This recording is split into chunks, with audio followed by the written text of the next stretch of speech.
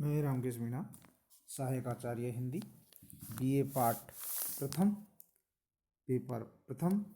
सभी विद्यार्थियों का स्वागत करता हूँ, अभिनंदन करता हूँ। जैसा अब हमने पिछली कक्षा में जो भक्तिकालीन साहित्य बीए पाठ के कोर्स में है उसी के बारे में अध्ययन करें, और उसमें हमने पढ़ा कि जो भक्ति काल है उसकी जो काव्य धाराएँ हैं वो दो भागों में विभाजित हो गई, एक निर्गुण और दूसरी सगुण। निर्गुण संत काव्य धारा, दूसरी सूफी काव्य धारा। सगुण जिसमें राम काव्य धारा और दूसरी कृष्ण काव्य। उसी क्रम में आज हम जो निर्गुण काव्य धारा है और निर्गुण को भी दो धारा में विभाजित किया, एक संत काव्य धारा, दूसरी सूफी काव्य धारा। तो आज हम टॉपिक जो लेके आए हैं वो है संत काव्य धारा, उसी के बारे में हम आज अध्ययन करेंगे। तो निर्गुण काव्य धारा में सबसे पहले उन संतों की श्रेणी आती है जो दक्षिण के आलवार संतों से प्रभावित थे तथा जिन पर शैव साधना का भी प्रभाव था, क्योंकि नाथ संप्रदाय का प्रभाव उत्तर भारत में भी दूर दूर तक था।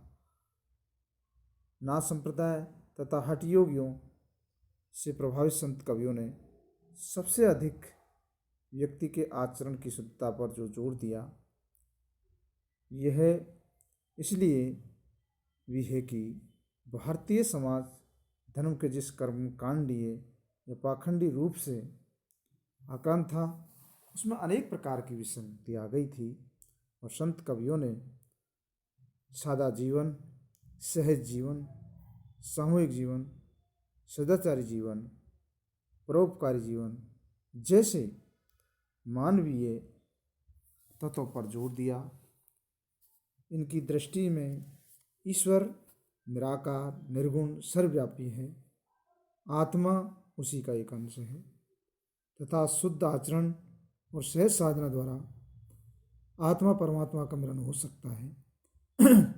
संत कवियों ने अंधविश्वास, धार्मिक पाखंडों, कर्मकांडों का खुलकर विरोध किया है।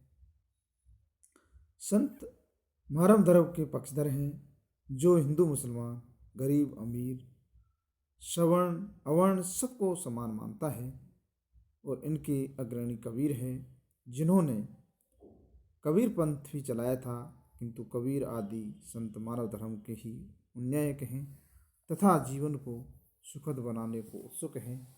कबीर आदि संत हठयोग साधना को भक्ति का साधन मानते हैं, और इस प्रकार जो हम सब का जब अध्ययन करते हैं तो उसमें कबीरदास आदि निर्गुण काव्य धारा के कवि हैं, और उनसे हम संत काव्य की क्या विशेषताएं होती हैं उनके बारे में हम आज खुलकर अध्ययन करेंगे। तो सबसे पहले है संत काव्य की कौन कौन सी विशेषता है। पहली विशेषता है सर्व समावेशक स्वानुभूतम आत्मविचार। संत काव्य धारा का अध्यात्म विचार शास्त्रों पर आधारित नहीं होकर संतों का स्वानुभूत है। अधिकांश कवि शास्त्रों के सीधे रूप में परिचित नहीं हैं, वे अधिकांश अनपढ़ थे, निचली जाति के थे, इसलिए शास्त्र अध्ययन का उन्हें उस समय अधिकार नहीं था। लेकिन शास्त्र मात्र ग्रंथों में नहीं होते, किसी न किसी रूप में जनमानस में जो होते हैं। संत काव्य और कवि भी जनमानस से जुड़े हुए थे, इसलिए उनके आध्यात्म विचार पर उन सभी दर्शनों का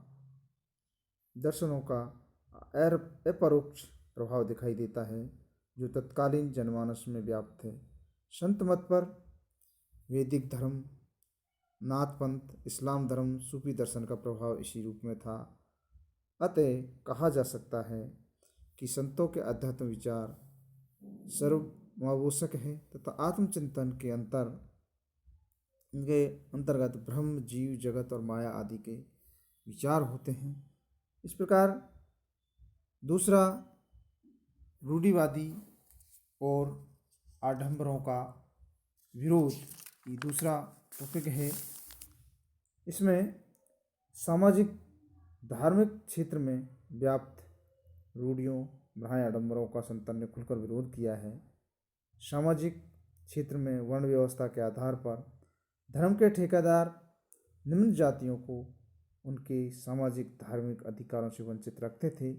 इसलिए संतों ने वर्ण व्यवस्था पर करारे आघात किए। अधिकांश संत निम्न जातियों से संबद्ध थे, अतः वर्ण व्यवस्था के दुष्परिणामों को उन्होंने स्वयं अनुभव किया था। अतः उस पर किए गए आघातों में जहाँ एक ओर उनका उत्पीड़न जन आवेश भी है, दूसरी ओर समानता की कामना भी थी। जाति पाति पूछे नहीं कोई, हरि को भजे सो हरि का होई में यही भाव निहित है। इसलिए संतों का वर्ण व्यवस्था विरोध मात्र बौद्ध नाथ मत का अनुकरण नहीं है। संत हर जीव में परमात्मा का अंश मानते हैं, अतः कोई अंश मात्र किसी विशेष जाति में पैदा होने से ऊंच नीच कैसे हो सकेंगे। वर्ण व्यवस्था एक भ्राय आडंबर है। कबीर कहते हैं, एक ज्योति में सब उत्पन्ना, को ब्राह्मण को सूद। तो इस तरह जो सभी एक जन्म होता है तो कौन ब्राह्मण है और कौन शूद्र है, इस तरह उन्होंने रूढ़ी और भ्राय आडंबरों का विरोध किया है। तीसरा है समन्वित भक्ति भावना। संत साहित्य में अभिव्यक्त भक्ति भावना पर नाथों को योग साधना, वैष्णव की भक्ति महिमा, सूफियों के प्रेम तत्व का प्रभाव होकर भी समन्वित होकर भी मौलिक है। इसमें कर्म ज्ञान योग का समन्वय है। संतों की भक्ति साधना पर योग मार्ग का प्रभाव है, लेकिन उसका अंधानुकरण नहीं है। उनकी नज़र में प्रेम के बिना ज्ञान योग की क्रियाएं व्यर्थ हैं। इस संदर्भ में कबीर की मानता है, मैं जानो पढ़ियो भलो, पढ़ियो ते भल जोग, राम नाम सुप्रीत कर, भल भल नींदो लोग। इससे भी आगे जाकर वे कहते हैं, प्रेम बराबर जोग ना, प्रेम बराबर ज्ञान, प्रेम भगत बिन साधवो, सभी थोता ज्ञान। इस तरह से संत काव्य की भक्ति भावना एक प्रकार की प्रेम साधना ही है। उनकी प्रेम साधना में लौकिक वासनाओं के लिए अनुमान का भी अवकाश नहीं है। उनका तो विश्वास था कि जहाँ प्रेम है वहाँ काम के लिए कोई स्थान नहीं। संतों की भक्ति साधना के लिए मन की शुचिता, सदाचार और आराध्य के प्रति संपूर्ण समर्पण की अनिवार्यता प्रतिपादित की गई है। इस प्रकार स्मरण भक्ति भावना पर बल दिया है। चौथा है नाम स्मरण की महिमा। नाम तत्व संत काव्य की विचरणा का एक विशेष अंग है। संत काव्य में वर्णित राम नाम की साधना एक प्रकार की मंत्र साधना है, जिसका गुरु मंत्र स्वामी रामानंद ने कबीर को दिया था। केवल उच्चारण या परंपरागत जाप राम नाम साधना नहीं, उसका संबंध जीवन की रागात्मक वृत्ति से है। जब तक नाम साधना का परम तत्व हमारी प्राण शक्ति के साथ घुल मिल नहीं जाता, तब तक वह शब्द ज्ञान मात्र ही बना रहता है। इसलिए नाम स्मरण तन मन से एकाग्र होकर ही किया जा सकता है। सुमरन ऐसा कीजिए दूजा लखीन को, होठन फरकत तीखी प्रेम राखिएगे। अनमने ढंग से किया गया नाम स्मरण आडंबर है, इसलिए संतों ने उनकी निंदा की है। माला तो कर में फिरे, जीव फिरे मुकमाए, मनवा तो चौदस फिरे, ये तो सुमरन। तो इस प्रकार उन्होंने खुलकर विरोध किया है कि उन्होंने कहा है कि नाम स्मरण की महिमा है। अगर नाम स्मरण की महिमा है तो उनका मन का प्रणाम भी बहुत ज़रूरी है। लेकिन हम कई बार क्या है, माला फेरते रहते हैं और हमारा ध्यान कहीं और जगह होता है। तो माला तो कर में फिरे, जीव फिरे मुकमाए, मनवा तो चौदस फिरे, ये तो सुन। मन कहीं और जगह एकाग्र नहीं कर पाते। तो इसी तरह संतों का पांचवा जो विशेषता है वो सतगुरु की महिमा। विश्व का शायद ही कोई ऐसा रंग में होगा जिनमें गुरु महिमा ज्ञान ने हो। संत साहित्य के पूर्ववर्ती युगों में भी गुरु के महत्व के संबंध में बहुत कुछ अधिक लिखा गया है। संत साहित्य की पृष्ठभूमि अथवा प्रेरणा स्रोतों के रूप में जिन सिद्ध नाथ जैन साहित्य की चर्चा की जाती है उसमें भी गुरु तत्व की महिमा है। वस्तुतः द्रविड़ प्रदेश के कर्नाटक महाराष्ट्र से होती हुई भी जो भक्ति धारा हिंदी प्रदेशों में प्रभावित हुई वह अपने मूल रूप में ही गुरु महत्तम ज्ञान लेकर ही आई है। हिंदी संत काव्य धारा में गुरु महात्म की एक सुदृढ़ परंपरा ही है। लगभग सभी संतों ने गुरु महिमा का बखान किया है।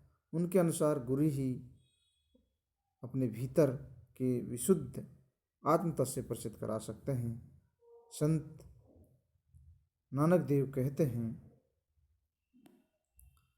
कि गुरु बिन किते न पाइयो केति कहे कहाय, गुरु सागरो रतन गुरु तित रतन धनेरो राम। इसी तरह दादू जाल की मान्यता है कि घट घट राम रतन है दादू लखे न कोय, सतगुरु शब्दा पाइए सहेजी सिद्धि होय। इसलिए कबीर की नज़रों में गुरु गोविंद से बड़ा है और उन्होंने कहा है जो सभी मानते हैं, गुरु गोविंद दो खड़े काके लागू पाए, बलिहारी गुरु आपनो गोविंद दियो। तो इसी प्रकार छठा जो रहस्य भावना की अभिव्यक्ति है, ब्रह्म के आध्यात्मिक स्वरूप से आत्मा की भावात्मक एकानुभूति का प्रकाशन रहस्यवाद है। डॉक्टर गोविंद त्रिनाथ के अनुसार जब साधक भावना के सहारे आध्यात्मिक सत्ता की रहस्यमयी अनुभूतियों को वाणी के द्वारा शब्द में चित्रों में सजा कर रखने लगता है, तभी साहित्य में रहस्यवाद की सृष्टि होती है। इस प्रकार आगे है संत और श्रृंगार की अबाधित धारा। यद्यपि सुंदर दास जैसे संतों को छोड़कर लगभग सभी संत काव्यशास्त्रीय रस मीमांसा से अनभिज्ञ थे,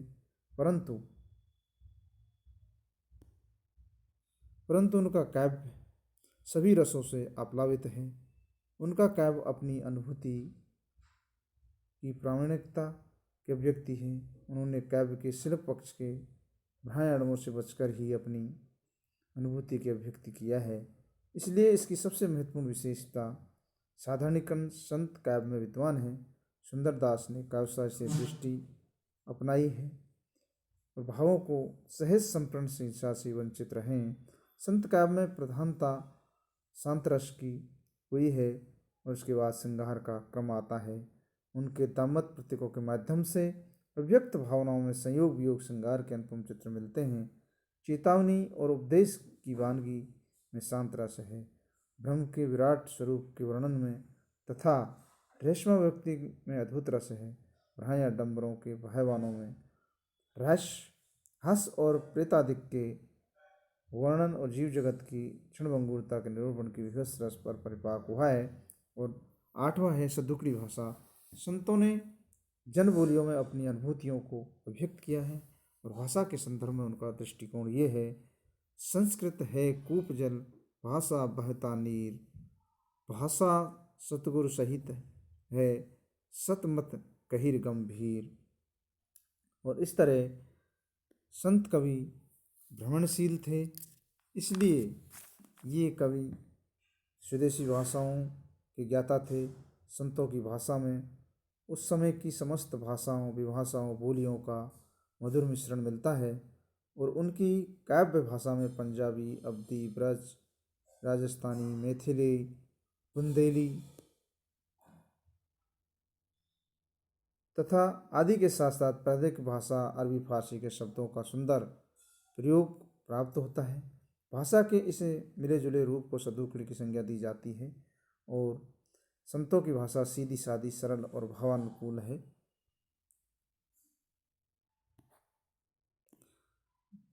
इनकी भाषा में बहुत से पारिभाषिक शब्दों का प्रयोग मिलता है। विशेषकर योग साधना से संदर्भित पारिभाषिक शब्दों को संतों ने अपनाया है। वहाँ उनकी भाषा कुछ क्लिष्ट सी हो जाती है। और नौवां है छंद का प्रयोग। अपने विचारों की अभिव्यक्ति के लिए संतों ने साखी और शब्द छंदों का प्रयोग किया है। इसके अतिरिक्त रेमेनी, चौपाई, कवित, सार, वसंत आदि छंदों का प्रयोग किया है। सुंदरदास को छोड़कर अन्य संत छंद शास्त्र से अनभिज्ञ थे, इसलिए उन्होंने छंदों को संदुक्री छंदी कहना समीचीन होगा। और अंत में है अलंकारों का सहज और अनायास प्रयोग।